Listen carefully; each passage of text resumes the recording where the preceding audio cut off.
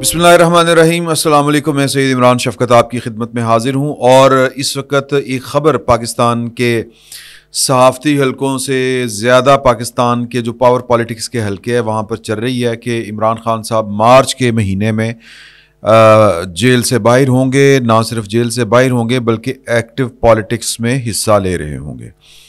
ये ख़बर जो फैला रहे हैं या ये जो एक आप कह लें कि मफरूज़ा कह लें इसको, ये जो फैलाया जा रहा है ये उन लोगों की तरफ से फैलाया जा रहा है जो ज़ाहिर है कि इमरान खान साहब के हमदर्दों में शामिल हैं। ये वही लोग हैं जिन्होंने पहली दफ़ा ये वाली बात फैलाई थी कि पाकिस्तान की फ़ौज के अंदर और पाकिस्तान तहरीक इंसाफ के अंदर बैक वक्त जो है वो थॉट प्रोसेस शुरू हो गया है। और ये तकरीबन 1.5-2 महीने पहले की बात है कि इतना लड़ने का फ़ायदा क्या, इतना आगे तक नहीं जाना चाहिए। ये हमने तब भी ये वाली आपस में बात की थी, अगर आपको याद हो कि ये बात अगर कोई करे तो ज़ाहिर है कि पाकिस्तान की सिक्योरिटी इस्टेब्लिशमेंट करे तो समझ में आती है। ये थॉट प्रोसेस रिकन्सिलिएशन का, मफाहमत का, ये पाकिस्तान तहरीक इंसाफ के अंदर शुरू हो, ये बात समझ में नहीं आती क्योंकि पाकिस्तान तहरीक इंसाफ तो अप्रैल 2021 से ऑलमोस्ट जो है वो थॉट प्रोसेस शुरू करके बैठी हुई है। वो हर तरह से रब्ता करने की उसने कोशिश की, बाजवा साहब को मनाने की कोशिश की। बाजवा साहब मान भी गए थे, लेकिन वो ख़बरें जो हमने आपस में बहुत पहले शेयर कर ली थी, इवन के जिन दिनों वोट ऑफ नो कॉन्फिडेंस जो था वो उस पर काम हो रहा था या टेबल हो चुका था, तब हमने आपस में शेयर कर लिया था कि एक रात जनरल जो हैं अपने बाजवा साहब, उनके पास कोई जनरल गया था और फिर उन्होंने जाके पाकिस्तान तहरीक इंसाफ के बिहाफ के ऊपर, यूँ कह लें नून लीग, पीपल्स पार्टी और जो बाप पार्टी वगैरह थे, उनसे बात की कि जी कि वो आप थोड़ा सा मौका दे दें उसको, वो इलेक्शन कॉल कर लेगा इमरान खान साहब, तो उसको ज़रा टेल दे दें, माफ़ कर दें, वोट ऑफ नो कॉन्फिडेंस वापस ले लें। अभी तो एक तरफ की खबरें आती हैं कि बिलावल भुट्टो जरदारी साहब ने मुंह दिया था जनरल बाजवा साहब को कि हम जाके लोगों को बताएंगे कि आप क्या कर रहे हैं, लेकिन जो असल टक्कर ली थी वो खालिद मक्सी साहब ने ली थी। और शहबाज शरीफ साहब और पाकिस्तान पीपल्स पार्टी के जो चेयरमैन, शरीक चेयरमैन हैं जरदारी साहब, मेरी इतला के मुताबिक उन्होंने कोई बात नहीं की थी। हाँ, किसी दूसरे सेशन के ऊपर, किसी दूसरे मौके के ऊपर बात की हो तो वो एक अलग बात है।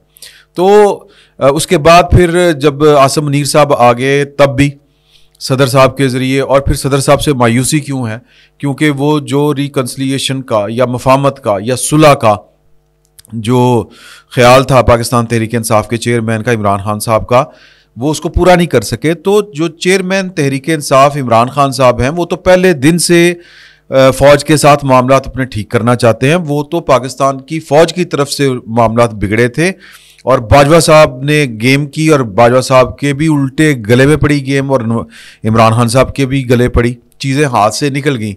चीज़ें इसी तरह ही होती हैं कि आप जब एक दफ़ा स्टार्ट करते हैं तो फिर चीज़ को या इशू को या मामले को मंतकी अंजाम तक फिर उसने पहुंचना होता है। स्टार्ट आप करते हैं लेकिन चीज़ें आपके कंट्रोल में नहीं रहती।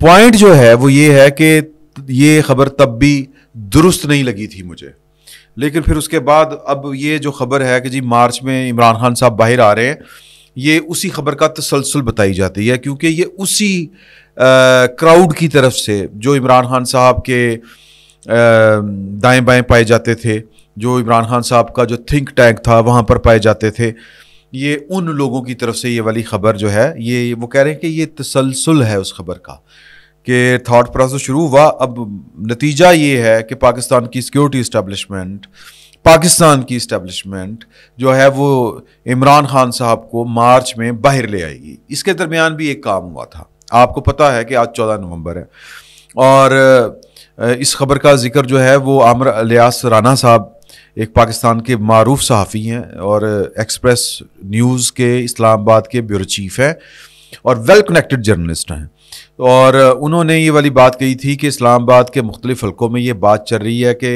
इमरान खान साहब जो हैं वो 15 नवंबर को उनकी ज़मानत मंजूर हो जाएगी साइफर के केस में। लेकिन जो कल हुआ है यानी 13 नवंबर को, اب 15 نومبر تو کل ہے، تو جو گزرے ہوئے کل یعنی جو ہے 13 نومبر کو ایک کام ہوا، وہ آپ اچھی طرح جانتے ہیں کہ سائفر کیس میں تو خان صاحب گرفتار ہیں. سائفر کیس میں آج یہ ہوا کہ آپ کو پتہ ہے کہ اسلام آباد ہائی کورٹ نے فوری طور کے اوپر ان کا جیل ٹرائل جو ہے وہ چلانے کی اجازت نہیں دی. 2 دن کا وقفہ ہے اور ریکارڈ مانگا ہے وفاقی حکومت سے کہ کن بنیاد کے اوپر، کن حالات میں وفاقی کابینہ نے عمران خان صاحب کا جیل ٹرائل کرنے کی منظوری دی تھی. تو عدالت کیا کرتی ہے کیا نہیں کرتی. جسٹس گل حسن اورنگزیب صاحب اور جسٹس رفت جو ہیں محترمہ سمن رفت، ان پر مشتمل بینچ ہے، اور جسٹس گل حسن اورنگزیب جو ہیں یہ اس وقت پاکستان تحریک انصاف کو جو چلانے والے ہیں. یہ کو انسیڈنٹ ہو سکتا ہے، محض اتفاق بھی ہو سکتا ہے کہ یہ کزن ہیں، فرسٹ کزن ہیں جو اس وقت پاکستان تحریک انصاف کو جو لوگ چلا رہے ہیں. عمر ایوب صاحب ان میں سے ایک ہیں اور یہ عمر ایوب صاحب کے فرسٹ کزن ہیں. تو محض اتفاق ہو سکتا ہے کہ میں اس سے زیادہ کچھ نہیں کہتا، لیکن بہرحال یہ عدالت طے کرے گی کیا کرنا ہے کیا نہیں کرنا. لیکن کل یعنی کہ 13 نومبر کو ان کی گرفتاری 190 ملین پاؤنڈ جو بیریا ٹاؤن والا کیس ہے جس میں عمران خان صاحب نے رشوت لی تھی، ان کی بیگم کے بھی وہاں پر ذکر ہے، القادر ٹرسٹ، اور ان کی بیگم کل جو ہے وہ نیب میں پیشی بھی بھگت چکی ہیں کل کی ہی تاریخ میں. تو یعنی کہ گرفتاری عمران خان صاحب کی ڈل گئی ہے ایک اور کیس میں. سائفر کیس میں جو اگر ضمانت جو سپریم کورٹ میں دائر کی گئی ہے درخواست ضمانت وہ منظور ہوتی ہے تو بھی گرفتاری ہے اگلے کیس میں ان کی. اس کا مطلب کیا ہے؟ اس کا مطلب یہ ہے کہ عمران خان صاحب جو ہیں وہ 15 نومبر کو باہر نہیں آ رہے، پہلی بات. اس کا دوسرا مطلب یہ ہے کہ وہ جو تھاٹ پروسیس شروع ہوا تھا عمران خان صاحب کی طرف سے بھی اور پاکستان کی فوج یا سیکورٹی اسٹیبلشمنٹ کی طرف سے بھی، وہ تھاٹ پروسیس شروع ہونے والی بات کہ ہم نے مل کے چلنا ہے، ہم نے کتنا لڑ لینا ہے، نواز شریف جو ہے وہ آگے سارا کچھ ہو گیا، اب ان کو باہر آ جانا چاہیے، وہ خبر بھی کوئی درست معلوم نہیں ہوتی. لیکن جو یہ لوگ ہیں، یہ جو خبریں پھیلا رہے ہیں عمران خان صاحب کے جو دائیں بائیں کے لوگ ہیں، ان کا جو تھنک ٹینک کے پارٹ ہیں، وہ اس کا جواز یہ فراہم کرتے ہیں کہ خبر درست ہونے کا کہ ضمانت نہیں، ہم تو کہہ رہے ہیں کہ 23 مارچ کو باہر آئیں گے اور تھاٹ پروسیس کے نتیجے میں ہی آئیں گے. اب وہاں پر ان کی لاجک شروع ہوتی ہے. وہ لاجک کیا دیتے ہیں؟ وہ لاجک یہ دیتے ہیں کہ جی کہ جو پاکستان کی اسٹیبلشمنٹ ہے وہ نواز شریف صاحب کو کھلا میدان نہیں دینا چاہتی، یا پاکستان مسلم لیگ نون کو. حکومت بن چکی ہوگی، انتخابات ہو چکے ہوں گے، حکومت نواز شریف صاحب نے وزیر اعظم کے طور کے اوپر گورنمنٹ کو لیڈ کرنا ہے یا انہوں نے کسی اور سے لیڈ کروانا ہے. یہ بھی ایک بڑی بحث ہے، اس پر بھی مختلف آراء پائی جاتی ہیں کہ نواز شریف چوتھی دفعہ وزیر اعظم بنیں گے یا پھر وہ شہباز شریف صاحب کو یا کسی اور کو اپنی پارٹی کی طرف سے نامینیٹ کریں گے. لیکن انتخابات کی رات تک نتائج آنے تک نواز شریف صاحب ہی وزیر اعظم کے امیدوار ہوں گے پاکستان مسلم لیگ نون کی طرف سے. یہ طے شدہ باتیں، یہ ہمارا موضوع نہیں ہے. موضوع یہ ہے کہ حکومت جو ہے وہ اگلی اب لوگوں کو نظر آ رہا ہے، کہہ رہے ہیں، سمجھ آ رہی ہے کہ جی کہ پاکستان مسلم لیگ نون کی ہوگی. پاکستان مسلم لیگ نون کی اگر حکومت ہوئی، نواز شریف صاحب ہی آلے نال ہوں گے نا، وزیر اعظم ہوں یا نہ ہوں، تو ان حالات میں کھلا میدان نواز شریف صاحب کے سپرد کر دیا جائے، یہ عقل مندی نہیں ہوگی. تھاٹ پروسیس میں یہ سوچا گیا ہے پاکستان کی سیکورٹی اسٹیبلشمنٹ کی طرف سے کہ جناب کے میاں صاحب سے پڑھے نہیں جان گے. وہ جب وزیر اعظم بنیں گے کہ جناب کے یہ باجوے کو اندر دیں، یہ فیض کو اندر دیں، اور جناب سول سپریمیسی کی بالادست یا سول سپریمیسی جو ہے اس کو یقینی بنائیں، آئین کی بالادستی کو یقینی بنائیں، اور پاکستان کی اسٹیبلشمنٹ کو اس کے آئینی کردار تک محدود کر دیں، نہ کسی کی ٹینشن، نہ کسی کی ایکسٹینشن، نہ رولا، نہ گپا. تو ان حالات میں پھر کیا ہوگا؟ ان حالات کون ان کو چیلنج دینے کی پوزیشن میں ہے؟ پاکستان پیپلز پارٹی تو چیلنج دینے کی پوزیشن میں نہیں ہے. یہ فارمولہ بیسیکلی کہ عمران خان صاحب کی کو رکھنا ہے صرف ڈرانے کے لیے کہ جی کہ یہ آ جائے گا. آپ نے یہ فارمولہ کس کا تھا؟ یہ پاکستان کے دو بڑے دماغ تھے. ایک دماغ جو جس باڈی کے اندر تھا، جس سر کے اندر تھا، اس کا نام تھا جنرل پاشا صاحب اور جنرل شجاع پاشا.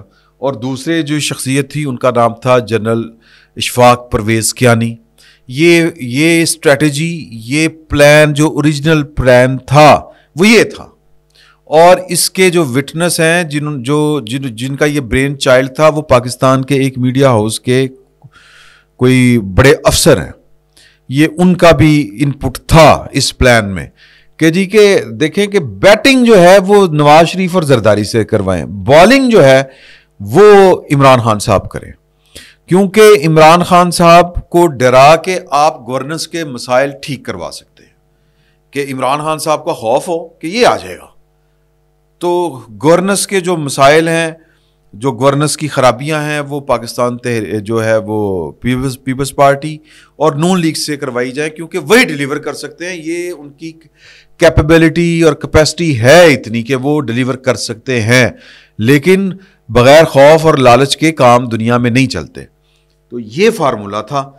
اب اسی فارمولے کی کنٹینیوشن کہتے ہیں کہ جی کہ وہ یہ ہے کہ اب نواز شریف صاحب جب اقتدار میں ہوں گے یا ان کی پارٹی اقتدار میں ہوگی تو ان کو پاکستان پیپلز پارٹی کے اندر اتنی سخت ہی نہیں بچی ہوئی کہ اس کی شکل دکھا کے ڈرایا جا سکے. تو اس کے لیے ایک جو ایسی پارٹی جو کھڑی کی گئی تھی، جو بنائی گئی تھی، اس سے فائدہ اٹھائیں تو ان کو باہر لائیں. تو یہ جو ہے وہ آرگومنٹ آگے سے یا جواز جو دیتے ہیں وہ یہ ہے. اب دیکھیں پاکستان کی پالیٹکس میں کوئی چیز آخری نہیں، ویسے تو دنیا بھر کی پالیٹکس میں کوئی چیز آخری نہیں ہوتی، لیکن پاکستان میں چونکہ پاکستان کی اسٹیبلشمنٹ کا پاکستان کی پاور پالیٹکس میں ایک مستقل کردار ہے اور وہ اپنی پوزیشن اور اپنا اختیار اور اپنی گرفت معاملات کے اوپر جو ہے وہ 75 سال کی ایک عادت ہے. وہ بڑا مسئلہ ہے. اس کو اگر کوئی چاہے بھی، یعنی کہ اگر کوئی آرمی چیف جو جس طرح موجودہ آرمی چیف ہیں عاصم منیر صاحب، ان کے جو عمومی شہرت ہے وہ یہی ہے کہ وہ سیاست میں مداخلت یا اس طرح کی چیز، فوج کو اس کے دائرہ اختیار سے نکلنا ان کو ٹھیک نہیں لگتا. لیکن بڑا کمپلیکس معاملہ ہے کہ کیا ایک اکیلا کمانڈر جو ہے وہ فوج کا ایک جو مائنڈ سیٹ ہے اس کو ایک کوئی سوئچ ہے اس کے پاس کہ یوں کر کے کرے گا تو وہ فوراً تبدیل ہو جائے گا، ٹائم لگے گا. تو یہ اس کے آرگومنٹس ہیں، ساری کچھ چیزیں ہیں. تو لہٰذا کچھ بھی ہو سکتا ہے، سیاست میں کوئی چیز حتمی نہیں کہی جا سکتی. لیکن بطور پولیٹیکل سائنس کے اسٹوڈنٹ کے میرا یہ یعنی تجزیہ ہے، یا مجھے یہ لگتا ہے، ہو سکتا ہے کہ غلط لگتا ہو، لیکن مجھے یہ لگتا ہے کہ یہ کچھ ذہنوں کی اختراع ہے، اس سے زیادہ کچھ نہیں ہے. حالانکہ جو لوگ کوٹ کر رہے ہیں یہ لوگ، وہ جن کا حوالہ دے رہے ہیں، وہ پاکستان کی سیکیورٹی اسٹیبلشمنٹ کی جو ٹاپ براس ہے، ان کے جو قریبی لوگ ہیں ان کو کوٹ کرتے ہیں کہ یہ خبر بیسیکلی وہاں سے لیک ہوئی ہے. تو مطلب اب یہ بات ان کی ایمانداری کے اوپر ہے، کیونکہ میں نے جو پتہ کیا ہے، جو میری سائڈ کی انفارمیشن ہے، وہ تو کہتے ہیں کہ یہ بڑا انہونی سی بات ہے جو آپ کہہ رہے ہیں، جو پوچھ رہے ہیں، جو آپ کے ذہن کے خدشات ہیں. اب ظاہر ہے کہ آپ ساری باتیں کھل کے نہیں کر سکتے کہ خدشات تو نہیں ہیں، یہ ایک طرف کی انفارمیشن ہے جو عمران خان صاحب کی حمایت والے یا ان کو پسند کرنے والے یا جو ان کی طرف جھکاؤ رکھتے ہیں، یہ ان کی طرف کی انفارمیشن ہے. تو اس کو کاؤنٹر چیک کرنے کا یہی طریقہ تھا کہ ہم اپنے سورسز سے چیک کرتے. تو ہمارے سورسز نے تو بھائی سیدھا سا کہا ہے کہ یہ کسی دیوانے کا خواب ہو سکتا ہے، ایسے نہیں ہو سکتا. اور پولیٹیکل سائنس کے اگر سارے فارمولے اصولوں کے اوپر ان کو پرکھیں تو معاملات جس نہج کے اوپر جا چکے ہوئے ہیں وہاں سے واپسی کسی بات کے اوپر ہی واپسی ہوگی. ابھی تو جو چیزیں سمجھ آ رہی ہیں وہ ہیں کہ پاکستان کے جو چیزیں معاشی طور کے اوپر جو سیٹ ہو چکی ہیں ان کو آگے کیسے لے کے چلنا ہے. اور پھر مطلب یہ کہ جہاں تک وہ جو باہمی جس کو ہم کہتے ہیں نا بے اعتمادی وہ بڑھ چکی ہے کہ آپ ایک آرمی چیف کے خلاف سازش کریں کہ ان کا تختہ الٹا جائے. تختہ تو نہیں کہنا چاہیے کہ کیا میں اس کو کہوں، تختہ کہنا چاہیے یا ان کے خلاف بغاوت ہی ہے نا ایک طرح سے. جو آرمی چیف ہے اس کی جو نیچے کمانڈ ہے اس کے ساتھ آپ ساز باز کر کے، سر لاہور کا کور کمانڈر کوئی چھوٹی چیز نہیں ہے. اگرچہ بظاہر وہ یہی کہا جائے گا کہ جی کہ ان کو غیر ذمہ داری کی بنیاد کے اوپر جو ہے وہ سیک کیا گیا ہے یا ان کو فرق کیا گیا ہے، لیکن اصل باتیں تو وہ ہیں نا کہ وہ فوج کا morale ڈاؤن نہ ہو. بہت لمبا چوڑا جو ہے وہ احتساب ہوا ہے، بہت لمبا چوڑا جس کو آپ کہتے ہیں کہ وہ چرلو پھرا ہے، یوں کہہ لیں اپنی لوکل سادہ زبان میں، جٹکی زبان میں. تو وہ کسی وجہ سے پھرا ہے، اور وہ معاملات اتنے سادہ بالکل نہیں ہیں کہ آپ ایک آرمی چیف کے خلاف اس کی جو کمانڈ ہے وہ اس کے خلاف بغاوت کھڑی کرنے کی کوشش کریں اور وہ جناب فوج جو ہے وہ کہے کہ ویری گڈ، کوئی گل نہیں، ٹھیک ہو گیا. کیونکہ نواز شریف کو کنٹرول کرنا ہے اس لیے عمران خان کا ہونا بہت ضروری ہے. جنہوں نے نواز شریف کو کنٹرول کرنا ہے ان کے پاس اور بھی کوئی حل ہوں گے. تو یہ اس وقت کی صورتحال تھی جو تازہ بحث نہیں کہنا چاہیے، جو انفارمیشن پھیلائی جا رہی ہے. اور یہ مختلف ادوار میں مختلف، یہ پچھلے کہ فلاں تاریخ کو عمران خان صاحب خود کہتے تھے 9 مئی کے بعد کہتے تھے کہ 2-3 ہفتے ہیں بس، ایک خونی انقلاب آئے گا، فوج کے اندر آئے گا، آپ دیکھ لینا، وہ فارغ ہو جائے گا عاصم منیر. اس طرح کی باتیں کر رہے تھے.